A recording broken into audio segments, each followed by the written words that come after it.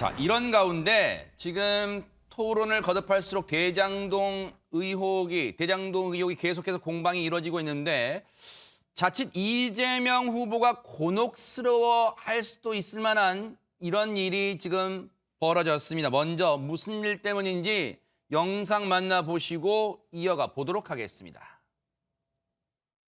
아버지가 돌아가시고 발인날인 12월 24일 크리스마스 이브가 아버지의 발인날이었습니다.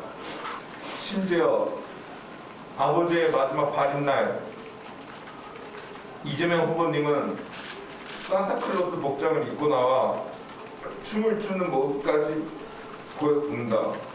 그걸 보며 우리 가족 모두가 한 번 더 죽을 만큼의 고통을 느꼈습니다. 변호사 시절 때부터 면을 맺고 대장동 사업에 온몸과 마음을 바친 아버지를 이재명 후보님은 빈손은커녕 조의를 표하는 연락 한 통 없고 모른다, 기억이 안 난다 이렇게 일관되게 태도를 유지해왔습니다. 이재명 후보는 왜 어째서 아버지를 모른다고 기억이 안 난다고 거짓말을 하는 건지 궁금합니다. 지금 이재명 후보가 모른다고 해왔던 사람, 그분은 지금 고인이 됐고 그 유족 중에 지금 아드님이 어제 기자회견을 했습니다. 국민의힘 당사에서. 근데 지금 이재명 후보가 모른다고 했던 그 사람이 대체 누군가요? 허주연 변호사님. 네, 바로 고 김문기 전 성남도시개발공사 개발 1처장 얘기를 하고 있는 겁니다. 이분이요, 지난해 초까지 이 대장동 개발 사업의 실무 책임을 담당했던 분이에요. 유동규 전 본부장이랑 같이 이 당시 팀장으로 사업 협약서를 검토를 했었는데 사실 이 대장동 사건의 핵심 의혹이 바로 이 그 사업 협약서에 있던 초과이익 환수 조항 삭제 경위와 관련해서 문제가 됐거든요. 왜냐하면 지금 검찰에서는 이 초과이익 환수 조항이 삭제가 된 것이 결국에는 민간 개발업자에게 이익을 몰아준 것이 됐고 그게 바로 배임이다 이렇게 얘기를 하고 있기 때문에 과연 이 삭제 경위가 뭐냐 이게 관심이 쏠리고 있는데 이 고 김문기 전 처장이 어떤 회의에 참여하고 나서 이 삭제 조항이 이제 삭제가 이루어졌다는 거예요. 그래서 이분이 그러면은 이 삭제 경위에 대해서 알 수 있는 어떤 키맨이 아니냐 이렇게 여겨졌었어요. 그래서 실제로 대장동 의혹 관련 수사에 이 참고인 조사를 여러 번 받았었는데 지난해 12월 21일 극단적 선택을 하면서 이 성남 도공 1층 사옥에서 발견이 된 그런 인물입니다. 그런데 일각에서는 지금 이 조항 삭제를 지시한 어떤 몸통이 이재명 후보가 아니냐 이런 의혹들이 제기가 되고 있잖아요. 그러면 이분과 김문기 처장과의 관계가 핵심 쟁점으로 결국에는 연결 지어질 수밖에 없죠. 그래서 이 후보가 이 김문기 처장을 아느냐 모르느냐 이게 문제가 되고 있는 건데 이재명 후보가 본인은 모른다고 얘기를 했지만 2015년 1월 성남시장 당시에 이 고 김문기 전 처장과 함께 호주와 뉴질랜드 출장을 다녀온 정황도 지금 추가적으로 공개가 된 그런 상황인 겁니다. 이런 상황인데 이재명 후보는 고 김문기 처장을 안다고 했을까요? 모른다고 해왔을까요? 그동안의 발언 좀 들어보시고 이어가 보도록 하겠습니다. 뭐 일부에서는 그 산하 직원이고 뭐 해외 출장도 같이 갔는데 어떻게 모를 수 있냐 그러지만 제가 뭐 그 실제로 하위 직원이라서 기억이 안 나고요. 잠깐만요. 호주 여행을 11일이나 같이 갔다 오셨는데 어떻게 모를 수가 있느냐라는 게 좀 논란이 됐어요. 그렇습니다. 그런데 우리가 놀러 간 게 아니고 공무상 출장을 트램 때문에 그 사업을 하는 게 도시공사라서 같이 간 거죠. 같이 간 이제 하위 직원이기 때문에 뭐 그 사람들은 저를 다 기억하겠죠, 당연히. 저는 그 기억에 남아있지 않은 사람이었는데. 출장을 열흘 넘게 호주를 가도 하위직 직원이었고 공무상 놀러 간 게 아니기 때문에 기억에 남아있지가 않다. 대신 직원들은 자신이 쉽게 말하면 상급자이기 때문에 자신을 기억하겠지만 자신의 기억에는 하위직 직원들이기 때문에 남아있지 않다. 이런 얘기를 했습니다. 안지용 기자님, 지금 이재명 후보는 인터뷰에서 하위직 공무원이다 보니까 그리고 공무상 가다 보니까 공무에 더 신경 쓰다 보니까 기억이 없는 사람이라고 하는데요. 근데 유족들은 왜 알 거라고 얘기를 하고 있는 걸까요? 네, 아무래도 아까 그 영상을 보셨었는데 그 유족들이 이런 얘기를 합니다. 변호사 시절 때부터 연을 맺었고 대장동 사업에 온몸과 마음을 바친 아버지를 이재명 후보는 빈소 방문은커녕 조의도 없었고 조의도 표하지 않았다. 그리고 모른다, 기억이 안 난다. 이렇게 일관된 태도를 유지해왔다고 비판을 하고 있는데 그러면 성남시장 되기 전 변호사 시절부터 연을 맺었다는 게 일단 유족 측의 주장이라는 거네요. 네, 말씀하세요. 그거에 대해서 이재명 후보가 얘기를 한 적이 있습니다. 한 프로그램에 나와서 김 전 차장을 이렇게 시장 재직 때는 몰랐고 경기도지사가 된 후에 처음 알았다라는 얘기를 한 적은 있거든요. 네. 하지만 적어도 이제 성남시절 재직 시절을 몰랐다는 거예요. 이런 상황 속에서 유족들이 더욱더 분개하는 지점이 하나 있었습니다. 어떤 얘기였냐면은 이 후보가 지난 16일이었죠. 국민의당 안철수 후보의 선거 유세 차량에서 숨진 국민의당 당원의 빈소를 조문을 했습니다. 그럼에도 불구하고 어떻게 우리 아버지의 빈소에는 오지도 않고 조의를 표하지도 않는 것이냐. 이 부분에 대해서 더욱더 분개를 할 수밖에 없다는 입장을 내고 있는 겁니다. 네. 유족들은 억울함, 서운함을 호소하면서 고 김문기 전 처장의 생전 영상도 같이 공개를 했어요. 어떤 영상인지 같이 한번 보시고 이어가 보도록 하겠습니다. 오늘 시장님하고 본부장님하고 골프까지 쳤다? 오늘 너무 재밌었고 좋은 시간이었어. 저 때가 아마 이제 가족과 출장 갔을 때 가족하고 영상 통화를 했던 그 화면입니다. 그런데 저 영상을 보면 허주현 변호사님, 저 영상 통화를 보면 시장님하고 골프도 치고 너무 재밌는 좋은 시간 보냈다. 이걸 이제 근거로 되는 것 같아요. 유족 측은. 맞습니다. 저게 이제 초등학교 당시 이제 딸이 초등학생이었대요. 아하. 그래서 아빠가 이제 멀리 출장을 가 있으니까 영상 통화 내지는 동영상 같은 걸 촬영해서 그냥 잘 있다 아빠가 이렇게 알리면서 보낸 이 자료 화면을 유족이 공개를 한 거고요. 여기에 더해서 같이 찍은 사진도 공개가 됐어요. 그래요?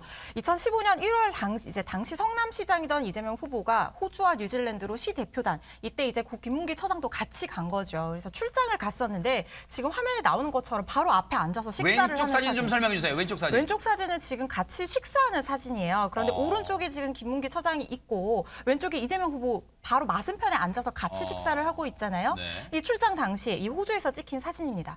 요 사진도 있고요. 또 이제 우리 그 출장을 가도 가끔 이렇게 관광처럼 기념사진 같은 거 찍기도 하잖아요. 아까 오른쪽에 나왔던 사진도 한번 보여주시겠어요? 네. 이 오른쪽에 나왔던 사진 보면은 나무 둘레 이렇게 재는 것처럼 저렇게 손을 맞잡고 있는.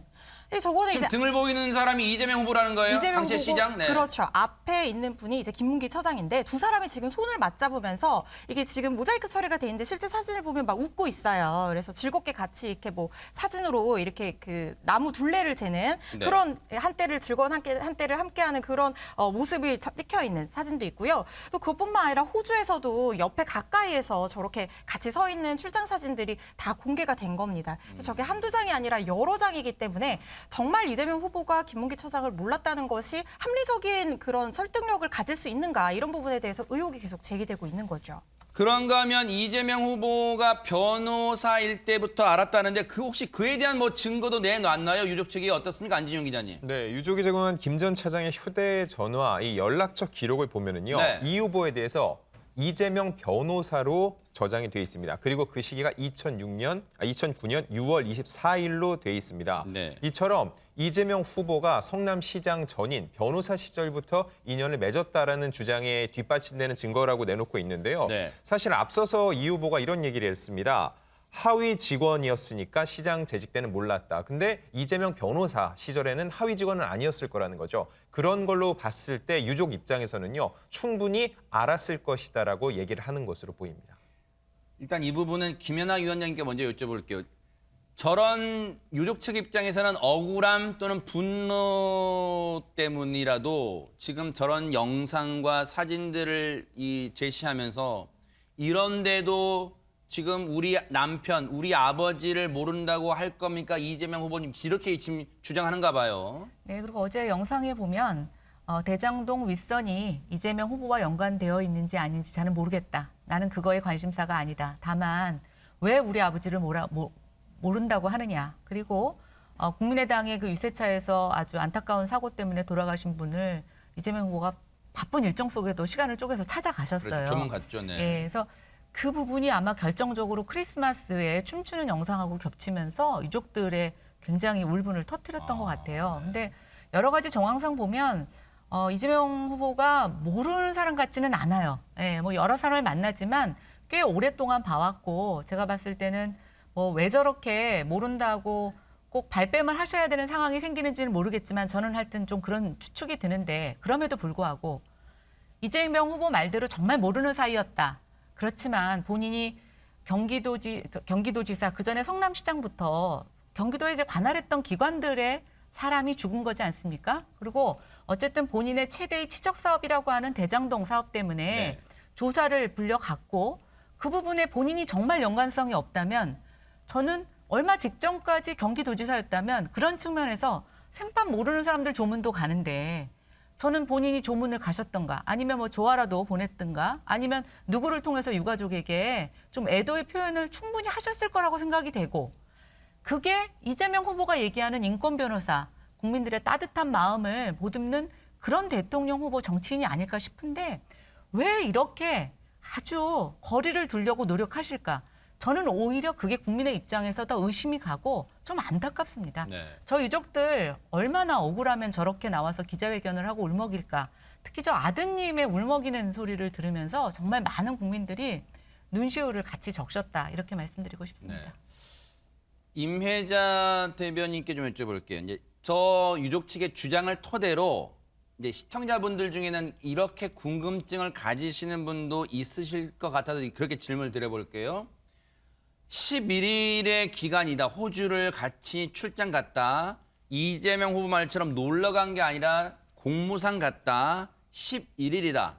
그러면 하루 이틀 3박 4일 이 정도도 아니고 11일인데 공무상이라면 현지에 가서 주요 시설을 둘러본 다음에 뭔가 세미나를 하든 회의를 하든 뭔가 얘기를 하면서 개발 1처장의 위치라면 뭔가 발표를 할 거 아니에요. 예를 들어 브리핑이나 할 거 아니에요. 그러면 시장이 지금 누구 발표시죠? 라고 물어볼 수도 있는 사안이고 아예 모를 수는 없을 것 같다라는 생각을 시청자분들 중에는 하실 수도 있을 것 같습니다. 충분히 그렇게 이해합니다. 그리고 그 고인의 죽음 앞에 그런 응어리진 마음이 좀 풀리길 그런 바라는 마음이고요.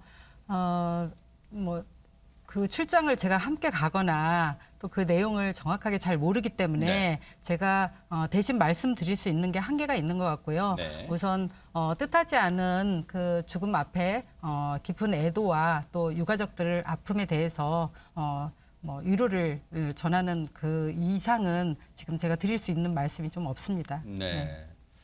일단은 이 부분에 대해서는 왜냐하면 이재명 후보 본인은 모른다고 계속 얘기를 하니까 더는 유족 입장에서는 울분과 분노가 큽니다만 지금 이 상황이에요.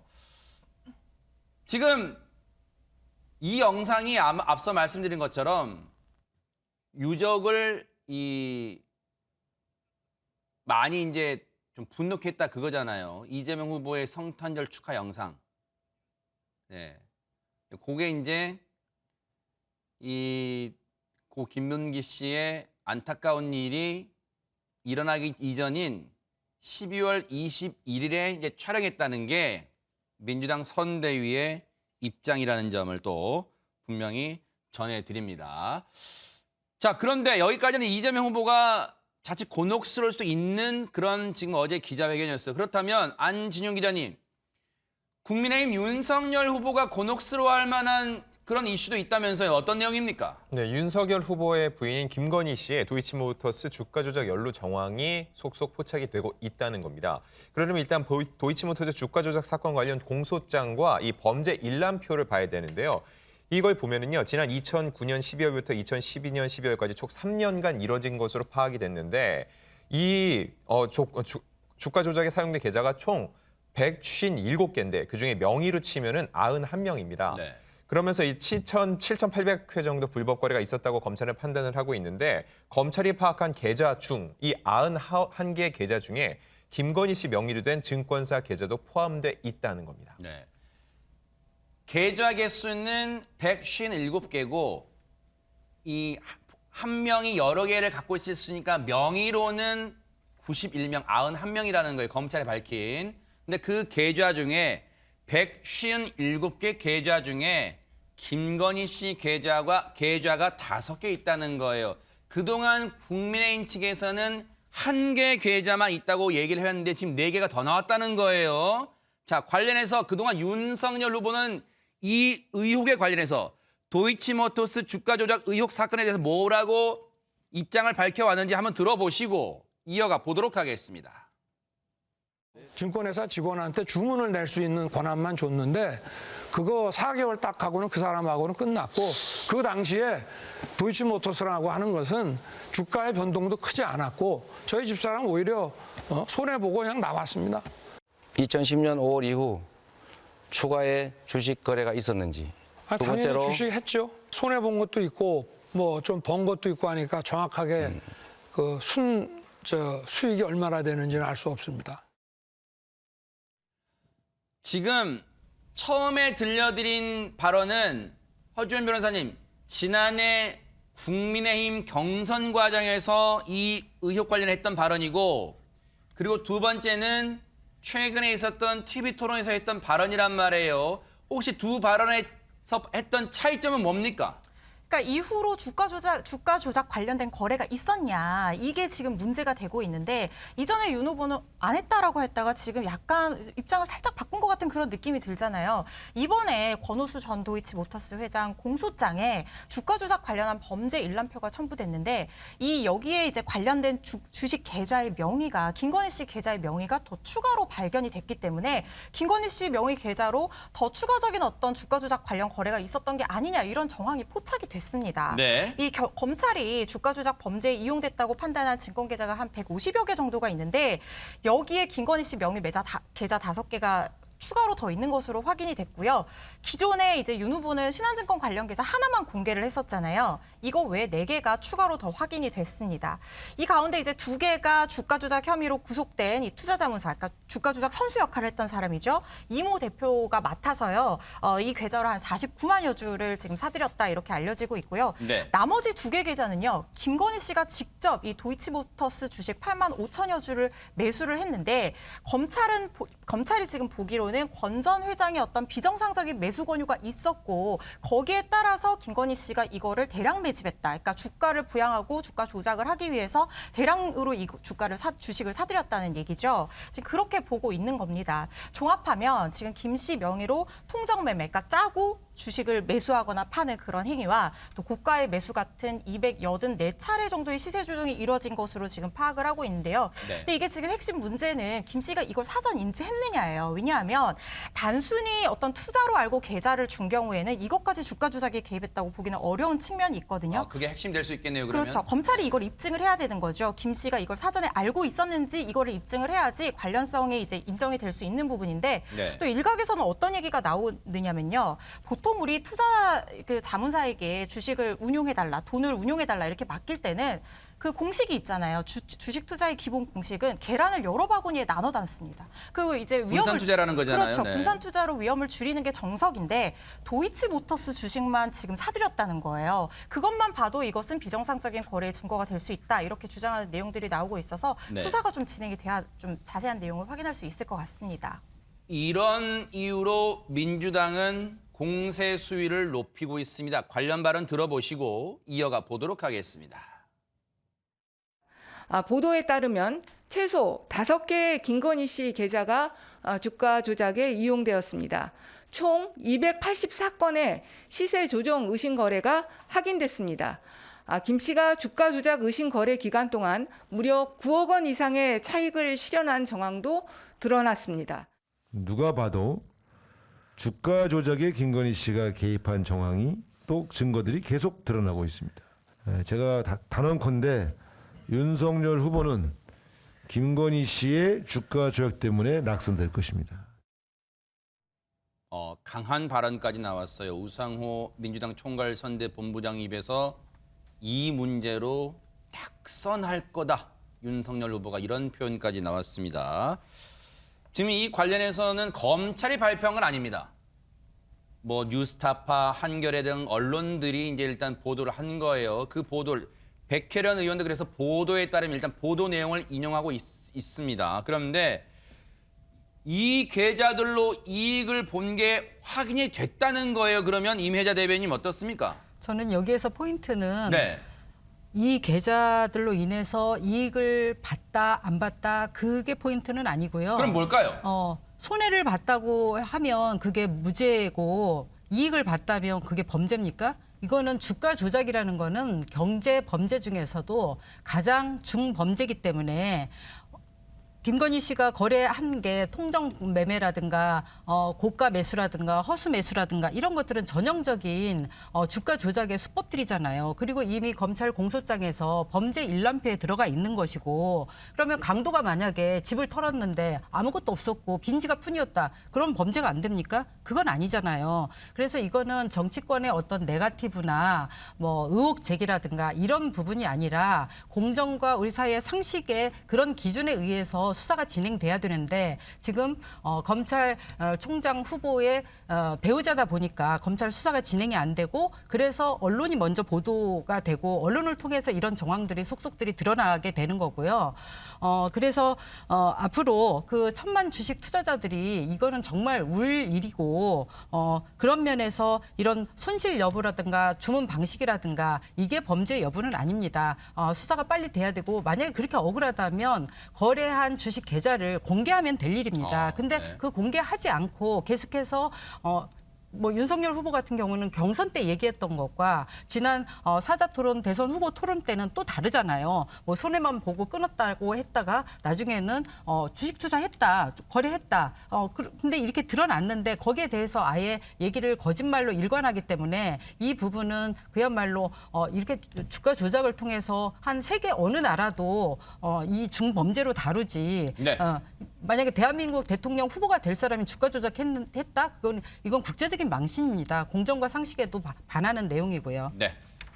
김연아 위원장님, 지금 민주당 측 그리고 지금 임혜자 대변인의 얘기를 봐도 민주당 입장에서는 김건희 씨가 이 주가 조작 의혹 사건에 가담했다, 알고도 가담했다고 거의 확실시하는 분위기입니다. 어떻습니까? 이번에 이 부분에 대해서는. 네, 이제 뭐 민주당 입장에서 보면 윤석열 후보의 흠집내기 가운데 본인한테는 뭔가 흠결을 찾기가 어렵다 보니까 지금 이제 그 중에서 찾아낸 게 배우자 문제이고 또 이 도이치 주가 조작과 관련된 내용들이 사실은 검찰이 여러 번 기소를 하려고 했는데 기소를 하지 못했죠. 그러다 보니까 이제 어떻게든 여긴 증거를 찾아보려고 하는 것 같은데요.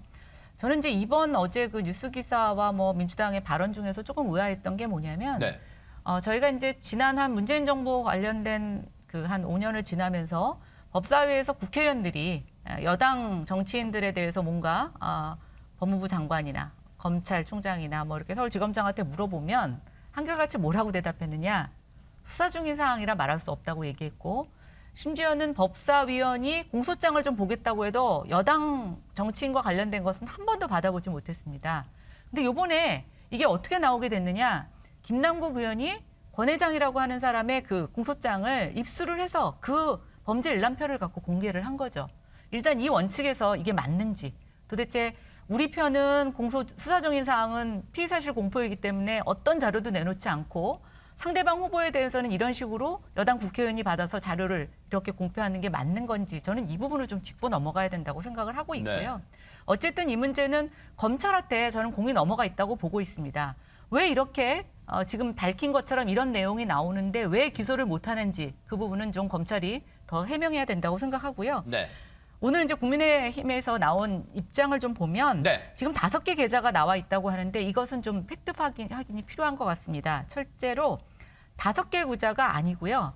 1개의 계좌인데 이게 금융기관을 좀 옮겨 다녔더라고요. 그래서 지금 윤석열 후보가 손해보고 나왔다고 하는 것은 2010년 1월부터 5월까지 신한금융투자증권이고 이게 그 이후부터 5월 24일부터 6월 17일까지는 DB금융투자 6월 28일부터 10월 28일까지는 대신증권, 또 10월 28일부터는 미래에셋증권에 가 있고 결국은 하나의 거래인데 왜 증권사를 옮겼는지에 대해서는 설명은 안 하지만 이것은 지금 민주당이 얘기한 것처럼 5개 계좌는 아니라는 것을 말씀드리고 싶고 어쨌든 윤석열 후보가 토론에서 손해보고 나왔다는 것은 지금 이제 드러난 이 신한금융증권에서는 손해본 게 맞고요. 그다음 지금 9억 원의 뭐 이익을 봤다고 하는데 저는 뭐 이건 굉장히 호도라고 봅니다. 주식이라는 게 언제 들어가서 언제 파느냐, 또 중간에 어떤 거래를 했느냐라는 건 마지막에 정산해 봐야 되는 건데 지금 민주당이나 이 언론에 나오고 있는 주장은 단순히 기간에 지수를 갖고 자기네들이 추정한 이익인 것 같은데요. 네.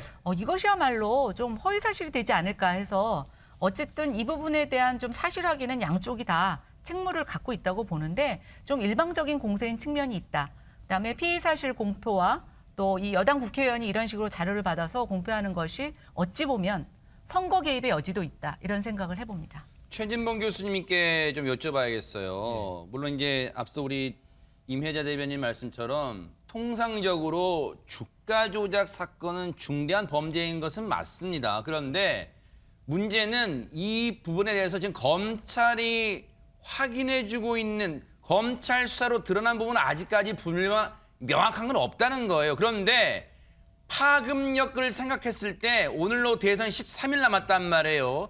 막판까지 윤석열 후보를 좀 곤혹스럽게 만들 수 있는 사안일까요? 어떻습니까? 그렇게 보여요. 왜냐하면 이 사안 자체는 상당히 아까 잠깐 언급이 됐습니다만 주가 조작 사건은 상당히 중범죄로 다스립니다. 왜냐하면 이게 자본시장을 교란하고요. 주식시장에 상당히 큰 파급력을 가져오는 것이고 또 개미 투자자한테 피해를 불러오는 것이기 때문에 이게 만약 사실이라고 하면 이건 정말 큰 범죄죠. 그래서 이게 지금 공방만 이루어지고 있고 지금 문제 제기했는데 국민의힘은 또 검찰이 잘못 범죄 일람표를 만들었다고 얘기를 하고 이런 상황이기 때문에 사실관계는 확인이 돼야 되겠지만 네. 이런 이슈가 윤석열 후보한테 결코 도움이 안 되는 상황이죠. 왜냐하면 이 이슈가 계속 이슈화되고 추후에 또 뭐가 나오게 되고 기간의 문제도 예를 들면 지금 SBS 같은 경우에는 3개월 동안 9억을 벌었다고 얘기를 했거든요. 물론 그게 사실인지 아닌지는 확인이 돼야 되겠습니다만 이런 얘기들은 사실 주가 조작이 일어난 시기에 얼마를 벌었냐가 중요한 거죠. 근데 이제 국민의힘에서는 전체를 몇 년 동안 전체를 다 봐야 한다고 얘기하는데 그것도 이제 논란이 될 수는 있어요. 다만 이런 얘기가 나오는 것이 윤석열 후보한테는 결코 유쾌한 일이 아니죠. 왜냐하면 이게 막판에 가면 국민들 입장에서는 저게 또 있을 수도 있었겠네 이런 의혹이 생기면 네. 상당히 부정적인 이미지가 생길 수 있다고 보여집니다.